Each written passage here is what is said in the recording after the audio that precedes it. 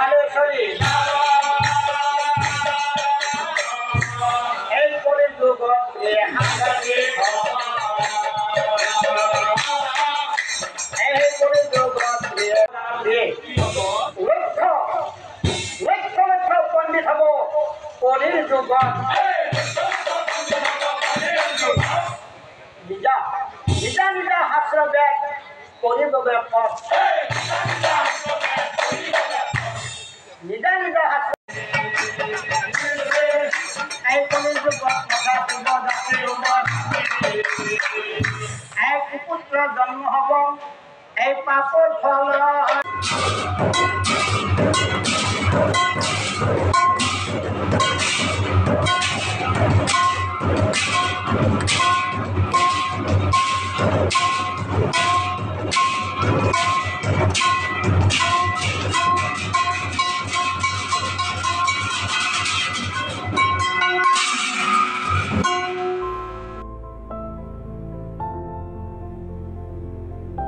প্ৰভাত নাথ ডাঙৰীয়া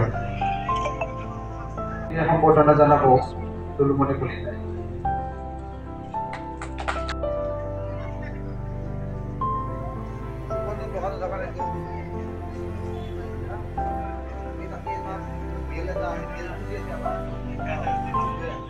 স্বৰ্গীয় প্ৰাণেশ্বৰ নাথ স্মৃতি ন্যাসৰ উদ্যোগত আৰু শ্ৰী শ্ৰী গোপাল সত্ৰ ৰাইজগৈৰহৰ সহযোগত সদৌ অসম ভিত্তিত নাগাৰা নাম প্ৰতিযোগিতা এখন আমি অনুষ্ঠিত কৰিছোঁ।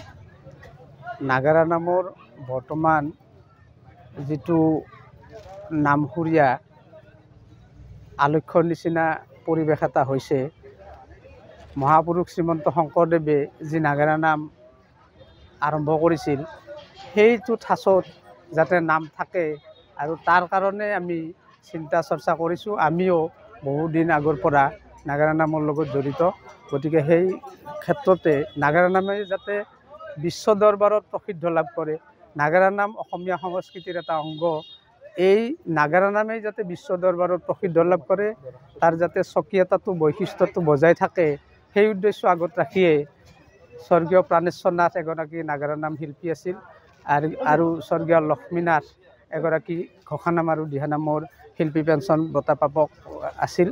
গতিকে তেখেতসকলৰ সোঁৱৰণত আমি নেখৰ উদ্যোগত এই নাগাৰা নামৰ প্ৰতিযোগিতাত এতিয়ালৈকে আমাৰ ইয়াত 21টা দলে অংশগ্ৰহণ কৰিছে আৰু বহুকেইটা দল যোগাযোগত আছে।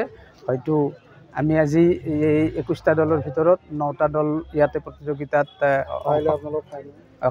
কাইলৈ আৰু বহুত দল থাকিব। কাইলৈ অলপ সোনকালৰ পৰা আমি আৰম্ভ কৰিম প্ৰতিযোগিতা আৰু কাইলৈ গোটেই প্ৰতিযোগিতাখন শেষ কৰাৰ কাৰণে আমি চেষ্টা চলাম। নিশ্চয় ভাবিছোঁ, আমিও বহুত চিন্তা চৰ্চা, যিটো বস্তু আমাৰ হেৰাই গৈছে, লোপ খাই গৈছে, খুব এইটো লোপ খাই গৈছে। এতিয়া আধুনিকতা যি আহি আছে, আমাৰ যিটো সঁচাকৈ নাগাৰা নাম সেইটো লোপ খাই গৈছে, আধুনিকতা ক্ৰমান্বয়ে বাঢ়ি আহি আছে।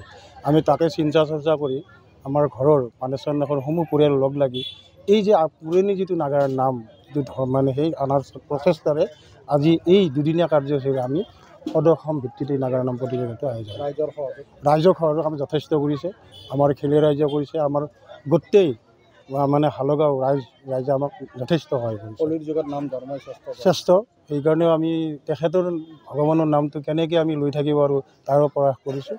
আৰু কিছু সময় পিছতে এই সংগতি ৰাখি আমি এখনি স্মৰণিকা পত্ৰ উন্মোচন কৰিম। কি নাম? সেইখন হৈছে প্ৰাণ লক্ষ্মী। কিছু সময় পিছতে